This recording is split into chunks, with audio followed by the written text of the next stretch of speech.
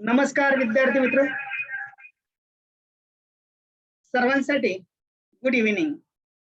मी आहे प्राध्यापक Ganpat उगडे। Universal foundation मध्ये आपल्या सर्वांचे मनपूर्वक स्वागत।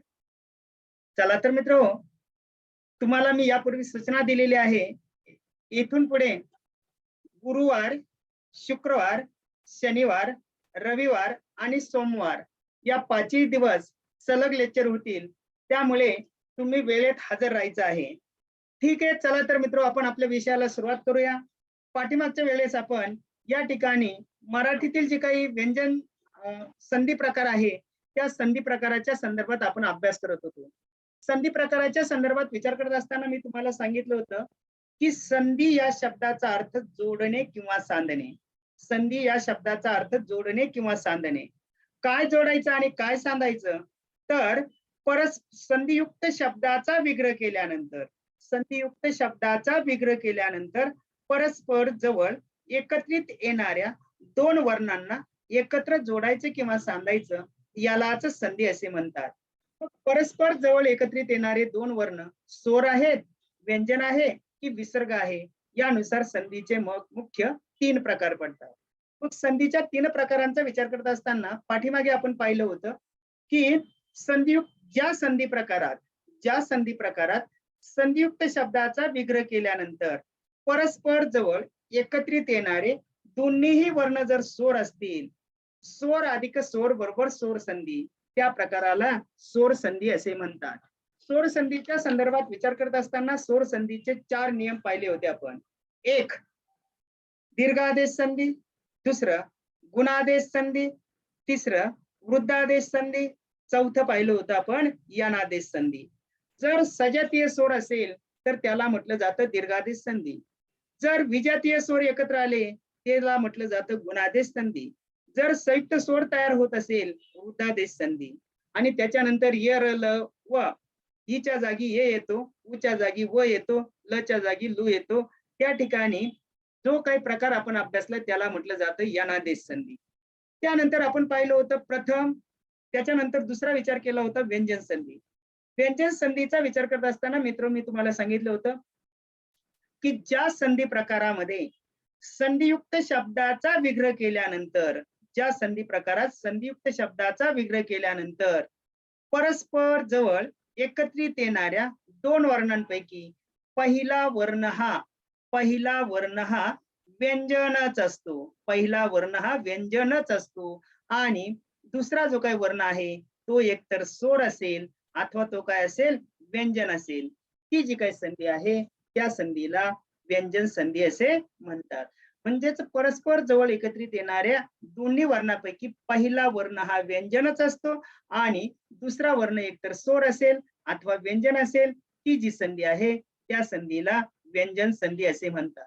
मग या व्यंजन संधीमध्ये आपण अभ्यास केलेला होता प्रथम व्यंजन संधी, तृतीय व्यंजन संधी आणि अनुनासिक व्यंजन संधी।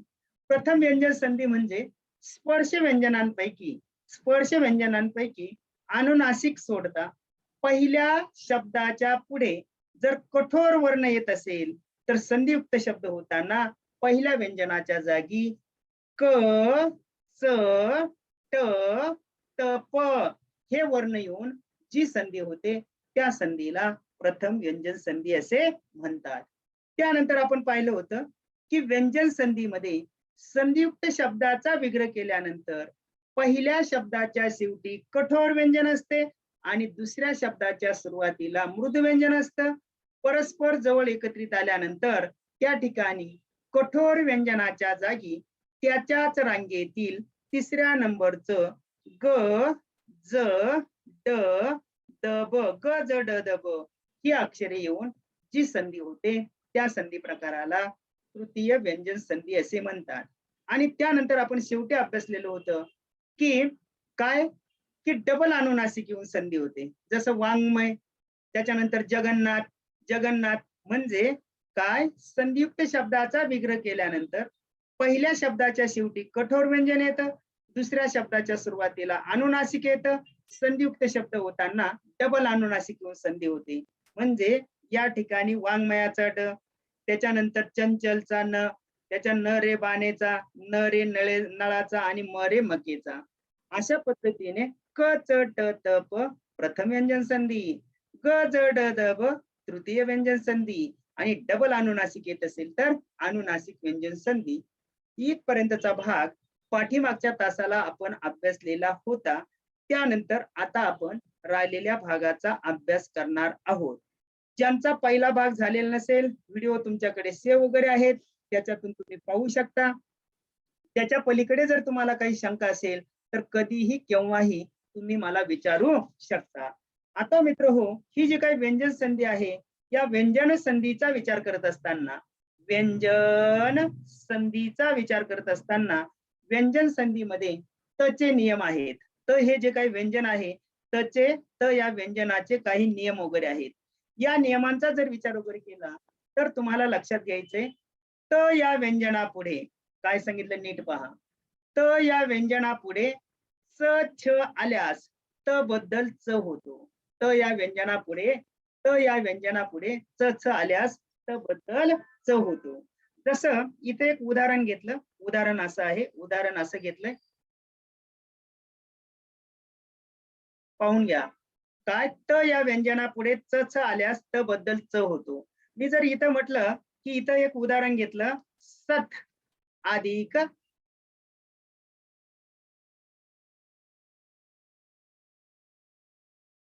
सत अधिक चरित्र, सत अधिक चरित्र, सत अधिक चरित्र बरोबर सच्चरित्र, सच्चरित्र, चरित्र. आता पहा मी काय सांगितलंय, व्यंजन संधीमध्ये संधियुक्त शब्दाचा विग्रह केल्यानंतर पहिल्या शब्दाच्या शेवटी त हे व्यंजन आहे. त या व्यंजनाच्या पुढे च छ आल्यास, हे बघ च रे चमच्याचा आहे, हा काय आहे, च आहे. च छ आल्यास त बद्दल काय होतो, च होतो. या त बद्दल हा काय झालेला आहे, च झालेला आहे. हे तुम्हाला लक्षात घ्यायचं आहे. तर हा जो काही नियम आहे, हा नियम लक्षात ठेवणं गरजेचं आहे. परत एकदा पहा काय सांगतो ते नीट लक्षात घ्या. तचे नियम असे सांगतात, व्यंजन संधीमध्ये ही जी काही व्यंजन संधी आहे, या व्यंजन संधीचा विचार करत असताना व्यंजन संधीमध्ये तचे काही नियम वगैरे आहेत.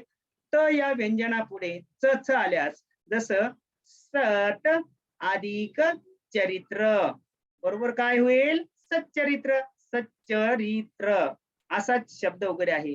मग आता त हे व्यंजन आहे, या तच्या पुढे च आलेला आहे आणि च आल्यानंतर संधियुक्त शब्द होताना त्याचं च मध्ये रूपांतर झालेलं आहे. आणि म्हणून मित्र हा तुम्हाला नियम लक्षात घ्यावा लागेल. तच्या पुढे च रे चमच्याचा आणि छ रे छत्रीचा आला तर त्या त बद्दल काय होत असतो, च होत असतो.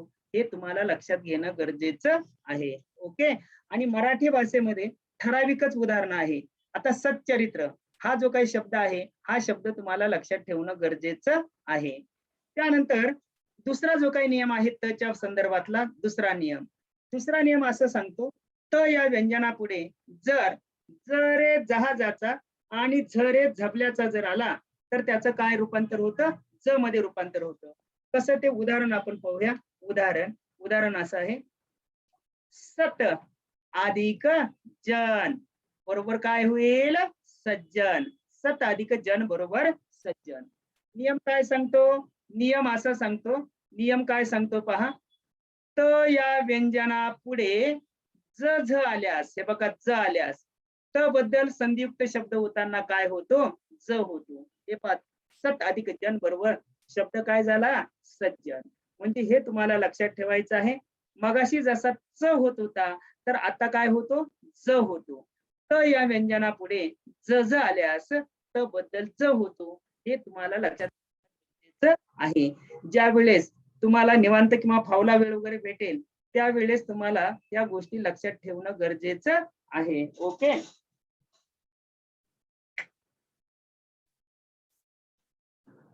त्यानंतर आता पुढचा जो काही भाग आहे त्या पुढच्या भागाचा विचार करत असताना त बद्दल आपण पाहिलं की च होतो, त बद्दल ज होतो. आता त या व्यंजनापुढे तिसरा नियम आहे बरं का. आता तचा कितवा नियम आहे, हा तिसरा. त या व्यंजनापुढे ट ठ आल्यास ट बद्दल काय होतो, ट होतो. ट बद्दल काय होतो, ट होतो. कसं ते पहा. हाही प्रश्न बऱ्याच वेळा परीक्षेला विचारलेला आहे. तत तत अधिक टीका, तत अधिक अधिक टीका बरोबर तट्टिका, बरोबर काय होईल, तट्टिका, तट्टिका. हे तुम्हाला लक्षात घेणं गरजेचं आहे. परत एकदा पहा. त या व्यंजनापुढे जसं ज मध्ये रूपांतर होतं, च मध्ये रूपांतर होतं, तशाच पद्धतीने त या व्यंजनापुढे ट ठ आल्यास त बद्दल काय होतो, ट होतो. जसं तत अधिक टीका, तत अधिक टीका. त या व्यंजनापुढे जर ट येत असेल तर त्या तच रूपांतर ट मध्ये होतं. तट्टिका शब्द आहे. काय शब्द आहे, तट्टिका. हे तुम्हाला लक्षात घ्यावं लागेल. ओके. पहिला नियम आला कशाचा, च चा. दुसरा नियम पाहिला ज चा. तिसरा नियम पाहिला ट चा. त या व्यंजनापुढे ट ठ आल्यास त बद्दल ट होतो. हेही लक्षात ठेवावं लागेल. त्यानंतर चौथा नियम आहे, त या व्यंजनापुढे ल आल्यास त बद्दल ल होतो. त आल्यास त बद्दल ल होतो. उदाहरण जर पाहिलं तर उत, ऊत अधिक लंघन, ऊत अधिक लंघन बरोबर उल्लंघन, उल्लंघन. पाहून घ्या शब्द कसा आहे. आता त या व्यंजनापुढे हे त हे व्यंजन आहे, त्याच्या पुढे हा ल आलेला आहे. त या व्यंजनापुढे ल आल्यास त च कशामध्ये रूपांतर होतं, ल मध्ये रूपांतर होतं, ल मध्ये रूपांतर होतं. उत अधिक लंघन बरोबर उल्लंघन. काय शब्द तयार झाला, उत अधिक लंघन बरोबर शब्द काय तयार झाला, उल्लंघन. हे तुम्हाला लक्षात घेणं गरजेचं आहे. त्यानंतर पुढचा जो काही नियम वगैरे आहे त्या पुढच्या नियमाचा जर विचार वगैरे केला तर पुढचा नियम काय सांगतो पहा. उत अधिक लंघन बरोबर उल्लंघन. आता पुढचा नियम आहे त या व्यंजनापुढे, पाचवा नियम, त या व्यंजनापुढे श आल्यास त बद्दल च होतो व श बद्दल च होतो. जसं उदाहरणच पाहिलं तर उदाहरण सत अधिक सत अधिक शिष्य, सत अधिक शिष्य बरोबर काय होईल, सत सत शिष्य. आता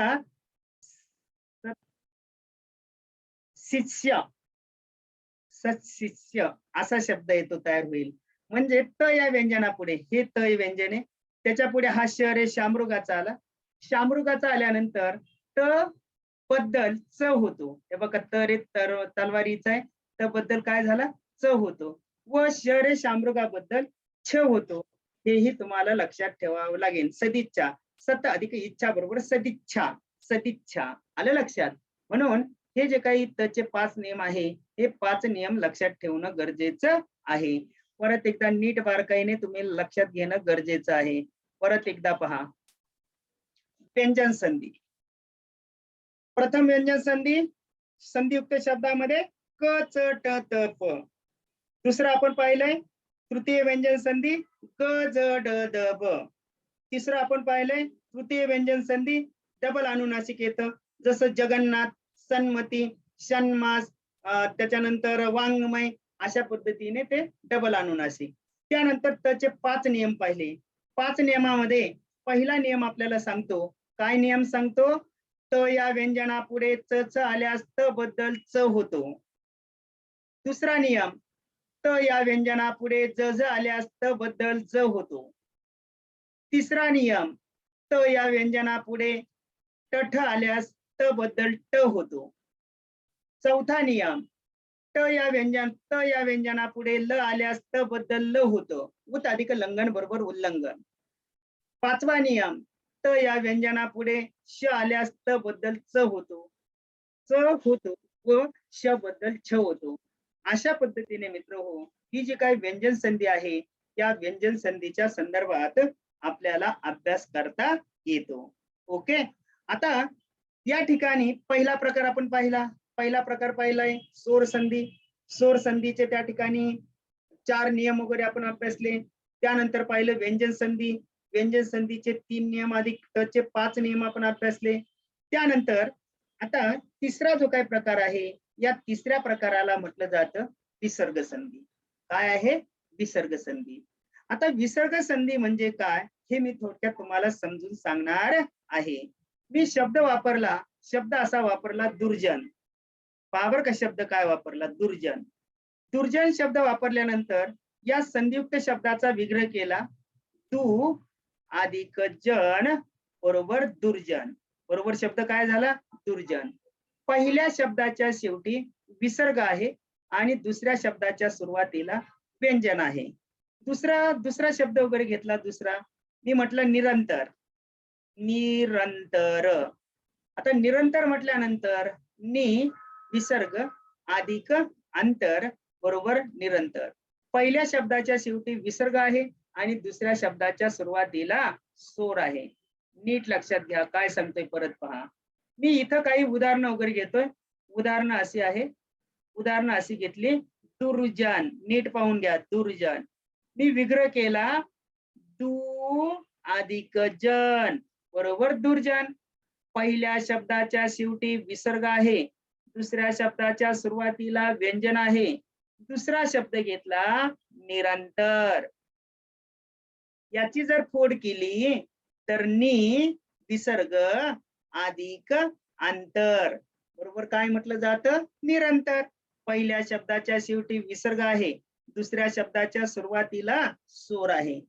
मग आता तुम्हाला लक्षात घ्यायचं आहे. काय लक्षात घ्यायचंय, नीट पहा. ज्या संधी प्रकारामध्ये संधियुक्त शब्दाचा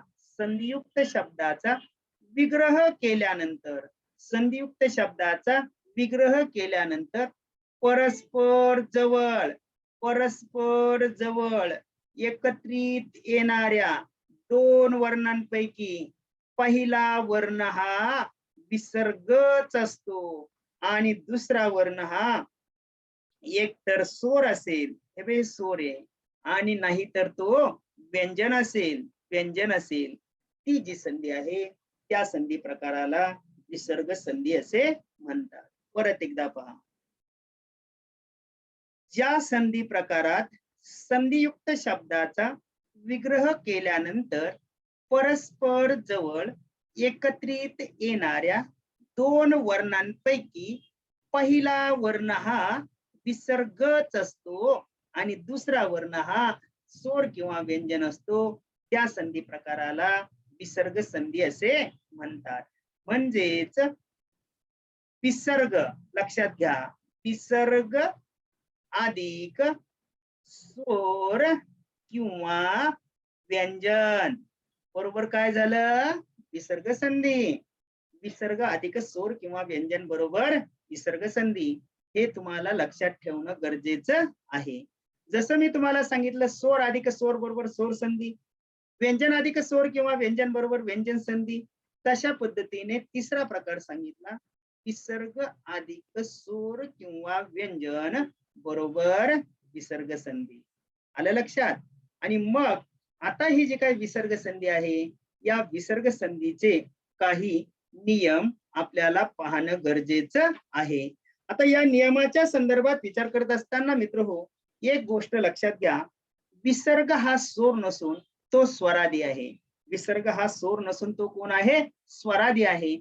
कोणत्या तरी स्वरानंतर तो येतोच. आता याचा विचार केला तर विसर्ग संधीचे काही नियम आहेत. विसर्ग संधी नियम. या नियमाचा जर विचार वगैरे केला तर पहिला नियम सांगतो विसर्ग उकार संधी. कोणती संधी आहे, विसर्ग उकार संधी. आता विसर्ग उकार संधी म्हणजे तरी काय, तर या ठिकाणी मी काही शब्द घेतो. शब्द असा आहे, उदाहरण घेतलं. उदाहरण असं आहे, तप अधिक बल बरोबर तपोबल. काय, तप अधिक बल बरोबर तपोबल. दुसरं मनोराज्य, मन अधिक राज्य बरोबर काय होईल, मनोराज्य. तिसरं उदाहरण घेतलं, अधोवदन, अध अधिक वदन बरोबर अधोवदन. अध अधिक वदन बरोबर अधोवदन. तेजोनिधी, तेज अधिक निधी बरोबर काय होईल? बरोबर तेजोनिधी. तेजोनिधी. आता मित्र हो, मला तुम्हाला समजून सांगायचं आहे, विसर्ग उकार संधी म्हणजे काय? विसर्ग उकार संधी म्हणजे काय? आता पहा बरं का, विसर्ग संधीमध्ये संधियुक्त शब्दाचा विग्रह केल्यानंतर पहिल्या शब्दाच्या शेवटी म्हणजेच विसर्गाच्या अगोदर अ किंवा आ स्वर येत असेल, तप आलेला आहे, तप आलेला आहे, मन आलेला आहे, अध आलेला आहे, तेज आलेला आहे. विसर्ग संधीमध्ये संधियुक्त शब्दाचा विग्रह केल्यानंतर विसर्गाच्या पाठीमागे, हा विसर्ग आहे, विसर्गाच्या पाठीमागे अ किंवा आ स्वर येत असेल आणि त्याच्या पुढे जर मृदू व्यंजन असेल, हे मृदू व्यंजन आहे, हे काय आहे? मृदू व्यंजन आहे. प, र, व, है, न हे मृदू वर्ण आहेत. कोणते वर्ण आहेत? हे मृदू वर्ण आहेत. मृदू वर्ण आहेत. परत एकदा पहा, विसर्ग संधीमध्ये संधियुक्त शब्दाचा विग्रह केल्यानंतर विसर्गाच्या पाठीमागे अ, आ यापैकी एक स्वर असेल आणि पुढे जर मृदू वर्ण आला तर त्याचं वि उ मध्ये रूपांतर होतं. कशामध्ये रूपांतर होतं? उ मध्ये. आणि तो पाठीमागील अ मध्ये मिसळला जातो आणि दोघ जण एकत्र आल्यानंतर त्याचा ओ तयार होतो. आणि ती जी काही संधी आहे त्या संधीला विसर्ग उकार संधी असे म्हणतात. काय म्हणायचं? विसर्ग उकार संधी. परत एकदा पहा, विसर्ग संधीचा विग्रह केल्यानंतर विसर्गाच्या पाठीमागे, हे बघ इथं तप नभ, विसर्गाच्या पाठीमागे अ किंवा आ स्वर असतो आणि त्याच्या पुढे जर मृदू वर्ण असेल, ब, र, व, न हे मृदू वर्ण आहेत, मृदू वर्ण असेल तर त्याचं उ मध्ये रूपांतर होतं. उ रे उसाचा उ रे उ मध्ये रूपांतर होतो. तो पाठीमागील अ मध्ये मिसळला जातो आणि अ मध्ये मिसळल्यानंतर त्या दोघांचा ओ तयार होतो. ती जी संधी आहे त्या संधीला विसर्ग उकार संधी असे म्हणतात. आणि विसर्ग संधी ओळखण्याची खूण आहे, संधियुक्त शब्दात संधियुक्त जो शब्द वगैरे आहे त्या संधियुक्त शब्दामध्ये मित्र हो, दुसरं जे अक्षर आहे ना, दुसरे अक्षर, या दुसऱ्या अक्षराला एक काना आणि एक मात्रा असतो. एक काना आणि एक मात्रा असतो. हे पहा, तपो, मनो, अधो, तेजो म्हणजे संधियुक्त शब्दामध्ये दुसऱ्या अक्षराला एक काना आणि एक मात्रा, एक काना आणि एक मात्रा जर असेल तर तो जो प्रकार आहे त्या प्रकाराला विसर्ग उकार संधी असे म्हणतात. आलं लक्षात? आलं लक्षात? नियम काय सांगतो? नियम असं सांगतोय, परत एकदा पहा, तुम्हाला लक्षात घ्यायचं आहे विसर्ग उकार संधी.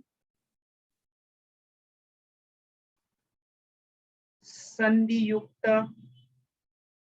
शब्दाचा विग्रह केल्यानंतर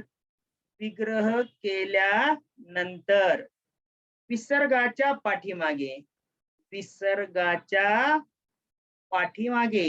पाठीमागे अ किंवा आ स्वर असेल, अ किंवा आ स्वर असेल व पुढे मृदू वर्ण आल्यास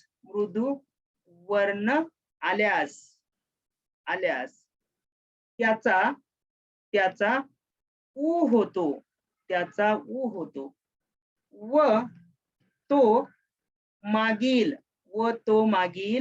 अ मध्ये मिसळला जातो व त्याचे ओ मध्ये रूपांतर होते.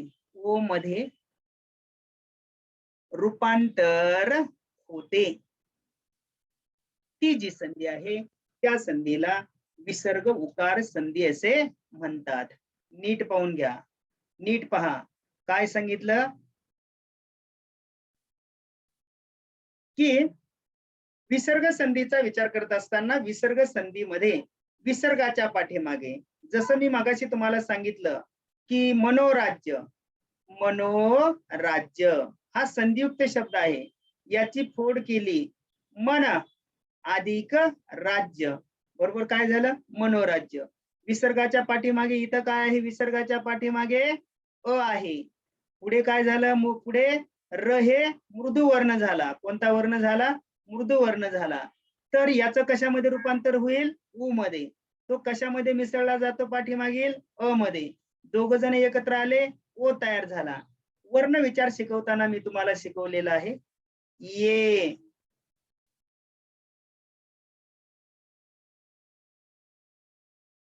ये, ये नंतर आई, आई नंतर ओ नंतर आऊ. हा कसा तयार झाला? पहिला अ आणि पहिला ई एकत्र आला, आई तयार झाला. दुसरा आ आणि दुसरा ई एकत्र आला, आई तयार झाला. पहिला अ आणि पहिला उ एकत्र आला, ओ तयार झाला. दुसरा आ आणि दुसरा उ एकत्र आला, आऊ तयार झाला. तर इथं आता तुमच्या लक्षात येतंय की हा जो काही प्रकार आहे हा गोल केलेला प्रकार आता आपण पाहिला की या ठिकाणी तुम्ही डोळ्यासमोर पाहताय की पहिला अ आणि उ एकत्र आला आणि त्याचं ओ मध्ये रूपांतर झालं. आणि इतक्यातच मी तुम्हाला सांगितलं इथं हा ओ तयार झालेला आहे. मनो, पहा, मनो तपो, तपो ओ कितीतरी आहे. तपो, मनोराज्य, तपोबल, तेजोनिधी, कितीतरी उदाहरण आहे की दुसरं जे अक्षर आहे त्या दुसऱ्या अक्षराला काना आणि एक मात्रा असतो. ती जी संधी आहे त्या संधीला विसर्ग उकार संधी असे म्हणतात. आलं लक्षात? काही शंका आहे का? विचारा. हॅलो सर, हा र हा तर अर्ध स्वर आहे ना सर? मॅडम, तुम्ही वर्ण विचाराचा अभ्यास केला का? वर्ण विचार हे पहा, तुम्ही आता मला जो प्रश्न विचारला ना त्याचं उत्तर मी तुम्हाला देतो. तुम्ही ज्याला वर्ण विचार समजला त्यालाच हा भाग समजत असतो. परत एकदा पहा, वर्ण आणि व्यंजने, व्यंजने याच्यामध्ये फरक आहे. वर्ण वेगळे आणि व्यंजन वेगळे. व्यंजन ही हलंत असतात. वर्ण म्हणजे सगळ्या ध्वनींचा, सगळ्या अक्षरांचा त्याच्यामध्ये समावेश होतो. आता पुढचा प्रश्न, मराठी जी काही वर्णमाला आहे ही वर्णमाला एकूण 52 अक्षरांची आहे. किती? 52 अक्षरांची. 52 मध्ये 50 अक्षर मूळाक्षर आहे, मूळाक्षर, आणि 2 हे विशेष संयुक्त व्यंजने आहेत. याच्यामध्ये यांची संख्या झाली 52. या 52चा विचार करत असताना आपण सध्या 50चा विचार करतोय. 50 मध्ये तुम्हाला लक्षात घ्यायचं आहे, 50 मध्ये कठोर वर्ण, कठोर वर्ण 13 आहेत. 13 कोणते आहेत? तर 13 मध्ये इथं तुम्हाला माहित पाहिजे की कठोर व्यंजने, कठोर व्यंजने किती आहेत? ते 10. आणि त्याच्यामध्ये मिळवले उष्मे, उष्मे शामृगाचा, षटकोनाचा आणि समईचा, हे किती झाले? 3. कठोर व्यंजनांची संख्या किती? वर्णांची संख्या किती झाली? 13. आता आला तुमचा प्रश्न मृदूचा. मृदूचा प्रश्न विचारत घेत असताना मित्र हो, त्यांची संख्या आहे मृदू वर्ण. मृदू वर्ण, मी वर्ण शब्द वापरलाय, ते आहे 37. 37 आणि 13 किती झाले? 50. त्यामध्ये स्वर, स्वर आहेत 14. दुसरा आहे स्वरादी, स्वरादी किती आहेत? 2. त्यानंतर तिसरा मृदू व्यंजने, मृदू व्यंजने ते किती आहेत? 10. त्याच्यानंतर आहे अनुनासिके, अनुनासिके किती आहेत? 5. त्याच्यानंतर आले अर्धस्वर, अर्धस्वरांची संख्या किती? अर्धस्वर किती आहेत? 4. त्यानंतर काय आला? महाप्राण, महाप्राण किती आहे? 1. त्याच्यानंतर काय आला? अल्पप्राण, त्याची संख्या किती आहे? 1. 14 2 14 2 16, 16 26, 26 5 29, 29 आणि 4 35, 35 आणि 2 37. आला का र तुमचा? Hello madam. हो सर.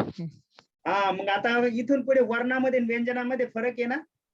हा, आता कसं आहे, कुणी जर तुम्हाला प्रश्न विचारला ना वर्ण, तर कठोर वर्ण किती सांगायचे? 13. 13, आणि मृदू वर्ण किती सांगायचे? 37. 37. आणि फक्त जर व्यंजन शब्द वापरला तर कठोर व्यंजने 10 आणि मृदू व्यंजने 10. म्हणून मगाशी मी मृदू वर्ण हा शब्द वापरलेला होता. याला म्हणायचं विसर्ग उकार संधी. ओके, हो चलो सर. आगे बढ़ेंगे. आता आपण पाहणार आहोत ती म्हणजे विसर्ग रकार संधी. कोणती संधी आहे? विसर्ग रकार. आता विसर्ग रकार संधीचा जर विचार वगैरे केला तर या ठिकाणी आपण काही शब्द पाहणार आहोत. शब्द पाहत असताना काही शब्द असे आहेत पहा. तू अधिक जन बरोबर दुर्जन. त्याच्यानंतर नी अधिक अंतर बरोबर निरंतर. निरंतर.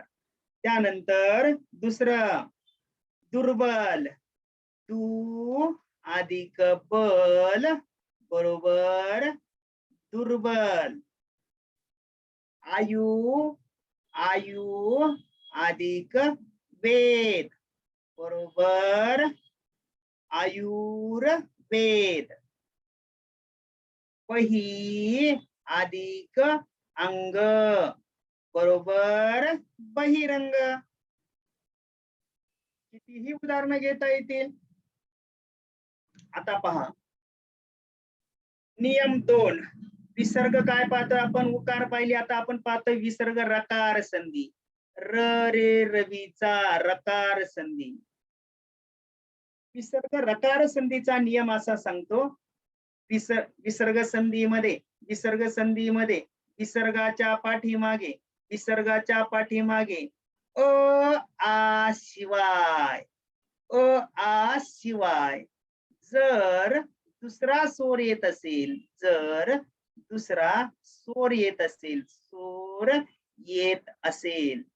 नीट लक्षात घ्या. विसर्ग संधीमध्ये संधियुक्त शब्दाचा विग्रह केल्यानंतर विसर्गाच्या पाठीमागे अ आ शिवाय दुसरा स्वर येत असेल. हे बघा, दु उ आलाय, नी ई आलाय, दु उ आलाय, आयु उ आलाय, बही ई आलाय. विसर्गाच्या पाठीमागे अ आ शिवाय दुसरा स्वर येत असेल आणि पुढे जर मृदू वर्ण आला, मृदू वर्ण पुढे जर मृदू वर्ण आला तर विसर्गाचे र मध्ये रूपांतर होऊन जी संधी होते त्या संधीला विसर्ग रकार संधी असे म्हणतात. दुर्बल, आयुर्वेद, बहिरंग. आलं लक्षात? आणि मग दुसरा नियम असा सांगतो की विसर्ग संधीमध्ये संधियुक्त शब्दाचा विग्रह केल्यानंतर विसर्गाच्या पाठीमागे अ आ शिवाय जर दुसरा स्वर येत असेल आणि त्याच्या पुढे जर मृदू व्यंजन येत असेल तर तो जो काही विसर्ग आहे तर त्या विसर्गाचं कशामध्ये रूपांतर होतं? र मध्ये रूपांतर होतं. आणि ती जी संधी आहे त्या संधीला विसर्ग रकार संधी असे म्हणतात. ओके, आलं लक्षात? आता तुम्हाला व्याख्या जर पाहिजे असेल तर व्याख्या अशी आहे.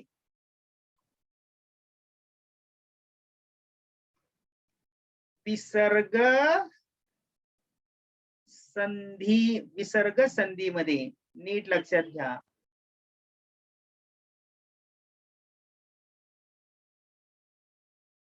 विसर्ग संधीमध्ये संधियुक्त शब्दाचा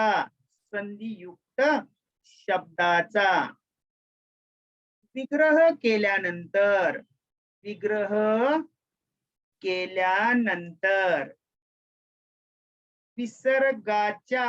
विसर्गाच्या पाठीमागे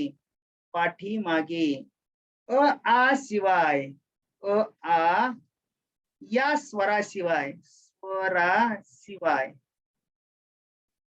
दुसरा स्वर येत असेल, दुसरा स्वर येत असेल व पुढे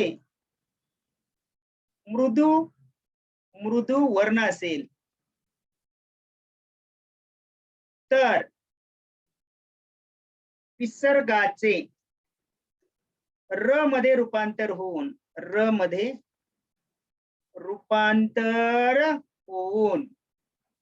जी संधी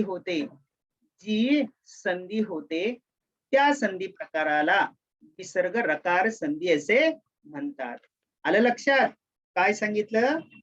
विसर्ग संधीमध्ये विसर्गाच्या पाठीमागे आ शिवाय दुसरा स्वर येत असेल आणि त्याच्या पुढे जर मृदू व्यंजन आले तर विसर्गाचा र होऊन जी संधी होते त्या संधी प्रकाराला विसर्ग रकार संधी असे म्हणतात. आलं लक्षात? कोणती संधी पाहिली? विसर्ग रकार संधी. पाहून घ्या. व्याख्यामध्ये काही जर अडचण असेल तर मला विचारू शकता.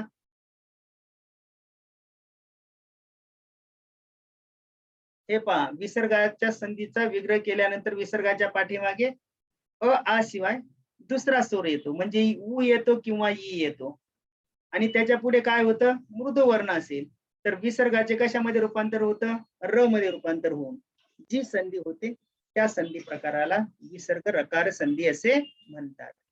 आलं लक्षात?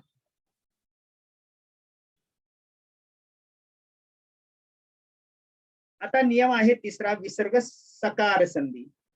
काय आहे? विसर्ग सकार संधी. आता विसर्ग सकार संधीचा जर विचार वगैरे केला तर तो विचार करत असताना तुम्हाला काही गोष्टी लक्षात ठेवणं गरजेचं आहे.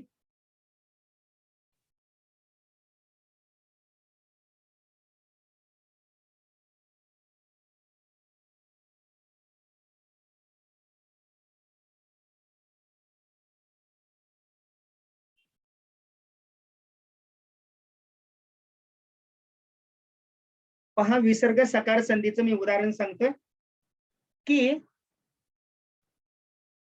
मनस अधिक पटल, मनस अधिक पटल बरोबर मन पटल, मन पटल. त्यानंतर तेजस अधिक कण बरोबर तेजक कण. काय आहे? तेजक कण. आता तुम्हाला इथं लक्षात घ्यायचं आहे की विसर्ग संधीमध्ये संधियुक्त शब्दाचा विग्रह केल्यानंतर संधियुक्त शब्दाचा विग्रह केल्यानंतर पहिल्या शब्दाच्या शेवटी स येतो व त्यापुढे कोणतेही व्यंजन आल्यास, परत एकदा पहा, पहिल्या शब्दाच्या शेवटी स येतो व पुढे कोणतेही व्यंजन आल्यास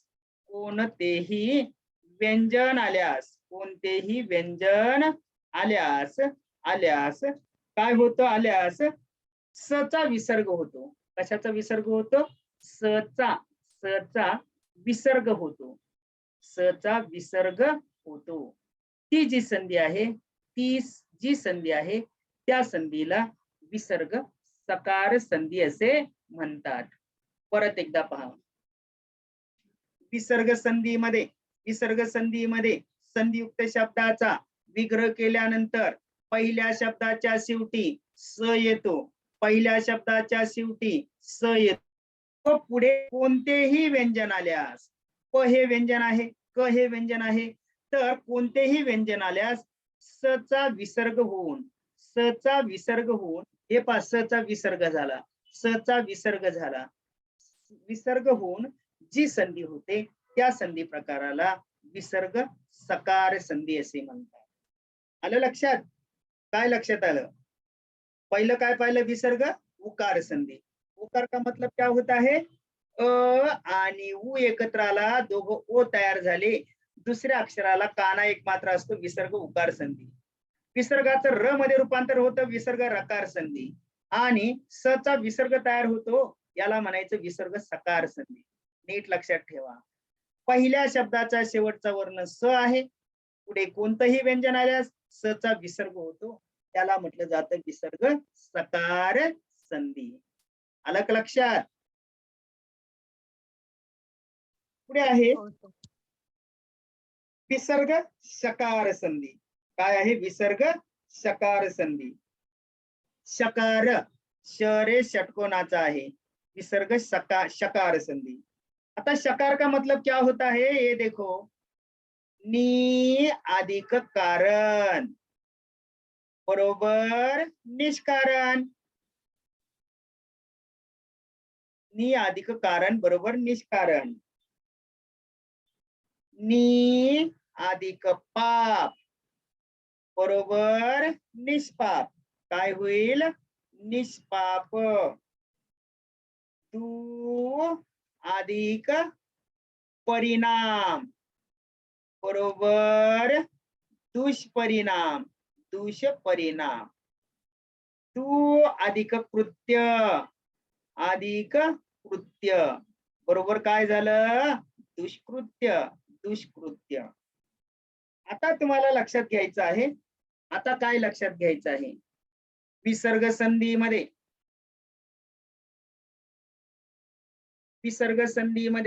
विसर्गाच्या पाठीमागे ई उ. विसर्ग संधीमध्ये विसर्गाच्या पाठीमागे ई किंवा उ हे स्वर येत असतील. ई किंवा उ हे स्वर येत असतील. आणि विसर्गाच्या पुढच्या शब्दाच्या सुरुवातीला क प क फ क ख प फ क ख प फ हे जर यापैकी वर्ण जर येत असेल तर त्या विसर्गाचा श तयार होतो. हे बघा, श श श श श रे षटकोनाचा. ती जी संधी आहे त्या संधीला विसर्ग शकार संधी असे म्हणतात. विसर्ग संधीमध्ये संधियुक्त शब्दाचा विग्रह केल्यानंतर विसर्गाच्या पाठीमागे ई किंवा उ स्वर असतो आणि त्याच्या पुढे क ख प फ क ख प फ यापैकी कोणतेही व्यंजन आल्यास विसर्गाचे श मध्ये रूपांतर होतो. निष्कारण, निष्पाप, दुष्परिणाम, दुष्कृत्य. ती जी संधी आहे त्या संधीला विसर्ग शकार संधी असे म्हणतात. आलं लक्षात? ओके. आणि त्यानंतर लास्ट आहे विसर्ग कायम संधी.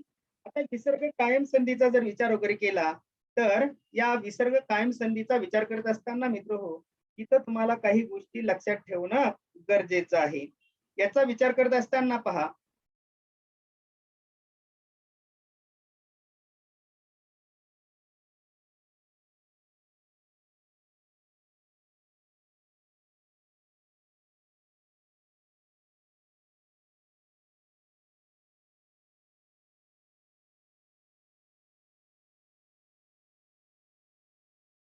विसर्ग कायम संधी.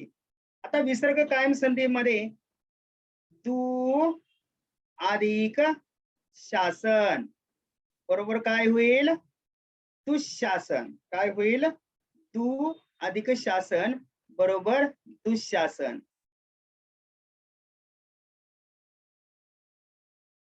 दु अधिक शासन बरोबर दुःशासन. त्यानंतर नी अधिक संदेह बरोबर नी संदेह. म्हणजेच काय? विसर्गाच्या पुढे आता रफर कसं फिरतंय पहा.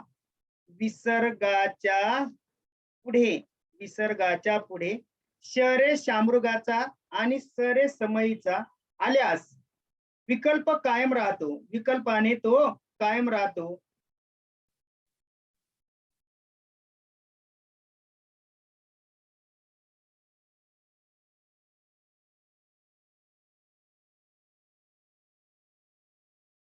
पहा काय सांगितलं नीट लक्षात घ्या. विसर्ग संधी, विसर्ग कायम संधी.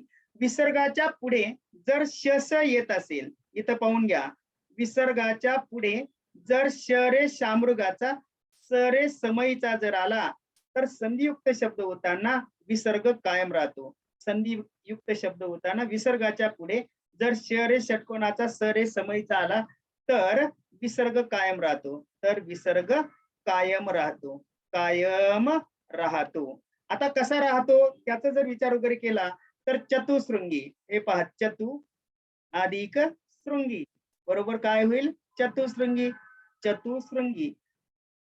पूर, पूर अधिक पुरस्सर, त्याच्यानंतर प्रात समय, प्रात समय. म्हणजे हे जे काही शब्द आहेत, आता याला काय म्हटलं जातं, विसर्ग कायम संधी. विसर्ग कायम संधी म्हणजे काय, विसर्गाच्या पुढे श आणि श रे षटकोनाचा म्हणजे श रे शामृगाचा, विसर्गाच्या पुढे जर श रे शामृगाचा स रे समईचा येत असेल तर विसर्ग कायम राहतो. हे पहा, विसर्गाच्या पुढे श रे षटकोनाचा स रे समईचा आलाय, हा विसर्ग कायम आहे, हा विसर्ग कायम आहे. तर हा जो काही प्रकार आहे या प्रकाराला विसर्ग कायम संधी असे म्हणतात. अशा पद्धतीने मित्र हो, विसर्ग संधीचा विचार करत असताना इथं आपण पाहिलं, काय पाहिलं, विसर्ग उकार संधी, विसर्ग रकार संधी, विसर्ग सकार संधी, विसर्ग शकार संधी, विसर्ग कायम संधी. ठीक आहे, धन्यवाद मित्र हो. अशा पद्धतीने आपण या ठिकाणी संधीचा हा जो काही तिसरा टप्पा आहे, हा तिसरा टप्पा देखील पाहिलेला आहे. संधीचा फक्त एक चौथा टप्पा आपला बाकी आहे, मराठी विशेष संधी. काय आहे, मराठी विशेष संधी. अजून एक पाचवा टप्पा आहे, पाचवा टप्पा जो आहे तो आहे मराठी विशेष संधी. ठीक आहे, काही हरकत नाही, पुढच्या तासाला आपण पाहूया. धन्यवाद. आज आपण या ठिकाणी थांबतोय, पुन्हा भेटूया उद्याला.